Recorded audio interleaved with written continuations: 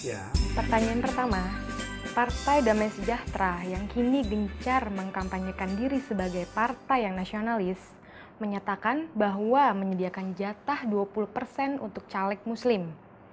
Apakah yang menjadi alasan pertimbangan PDS untuk jumlah 20% tersebut?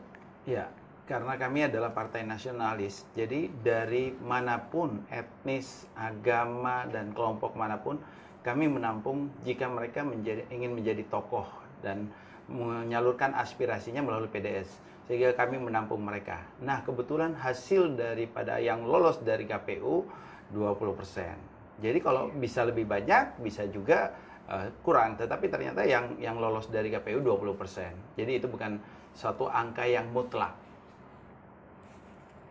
Oke, PDS adalah satu-satunya partai yang menentang keras sejumlah rancangan undang-undang yang berdasarkan ideologi agama tertentu yang sedang digodok oleh DPR.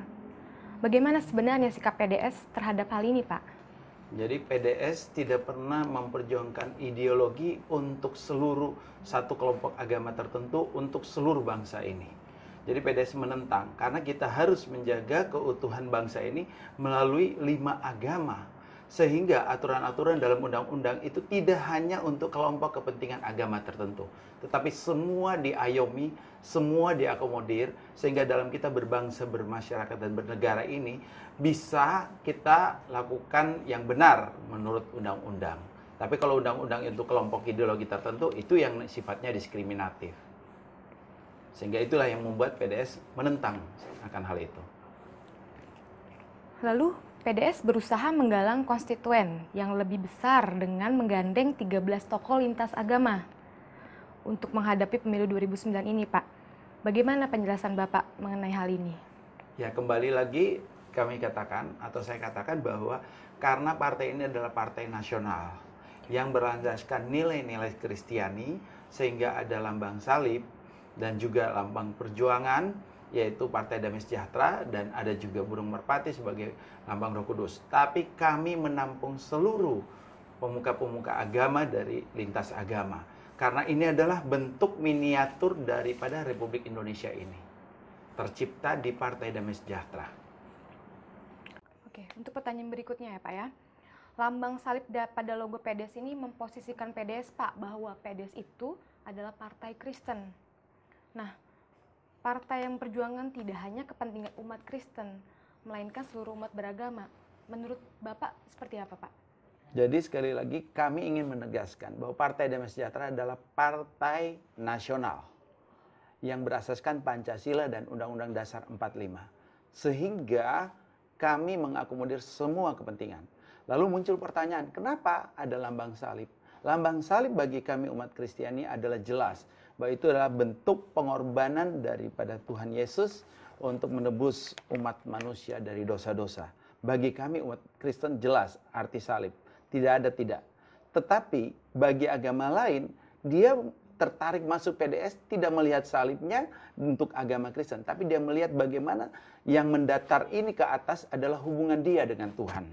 Tuhannya. Kemudian yang garis mendatar itu adalah hubungan dengan sesama manusia. Jadi mereka bisa memahami lambang salib yang ada di Partai Damai Sejahtera dengan bagaimana hubungan dia taat kepada Tuhan dan juga saling menghormati dan saling menghargai kepada sesama manusia. Tapi bagi kami umat Kristiani jelas itu adalah lambang pengorbanan Yesus Kristus di kayu salib untuk menebus dosa umat manusia.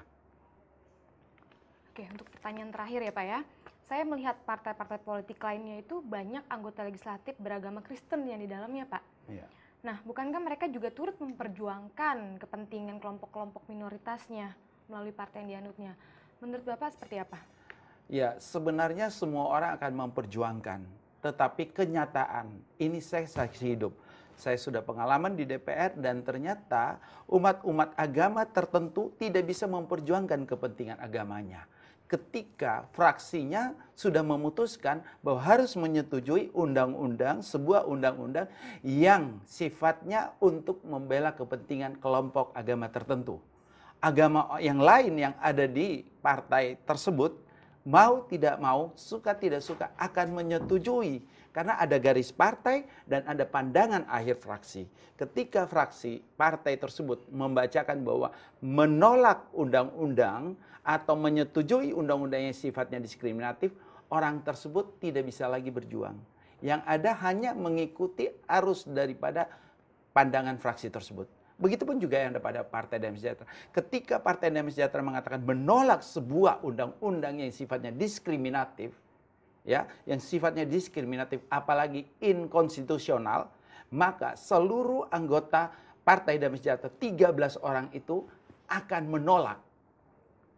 Ketika pandangan fraksi mengatakan ini sebuah undang-undang bagus yang tidak diskriminatif dan tidak inkonstitusional untuk kepentingan seluruh umat, seluruh agama, seluruh lintas etnis, maka Partai Damai Sejahtera mengatakan pandangan fraksinya menyetujui dan 13 orang itu pasti menyetujui. Tidak ada yang akan mengatakan tidak menyetujui. Begitupun dengan partai lain. Nah, inilah dilema ketika kita memperjuangkan dan kita berada bukan pada partai yang seasas. Dalam hal ini, orang-orang lain, agama lain tidak bebas berbicara. Tetapi kami umat Kristiani bebas berbicara apapun, memperjuangkan untuk kelompok minoritas dan kelompok Kristiani, bahkan kelompok Muslim. Kami bebas berbicara. Kenapa? Karena kita punya partai yang berlambangkan yang sama dengan penganut yang ingin memperjuangkan apa yang sifatnya diskriminatif tersebut. Jadi kita berharap mereka lebih realistis ke depan, tidak lagi masuk ke partai lain, tetapi masuk Partai Damai Sejahtera, sehingga itulah rumah mereka sendiri. Ya, terima kasih. Baik Pak, terima kasih ya Pak atas bincang-bincang kita. Semoga kita masih diberi kesehatan dan bertemu lagi di lain kesempatan. Baik, saya yakin PDS akan sukses 2009 karena Tuhan memberkati dan semua umat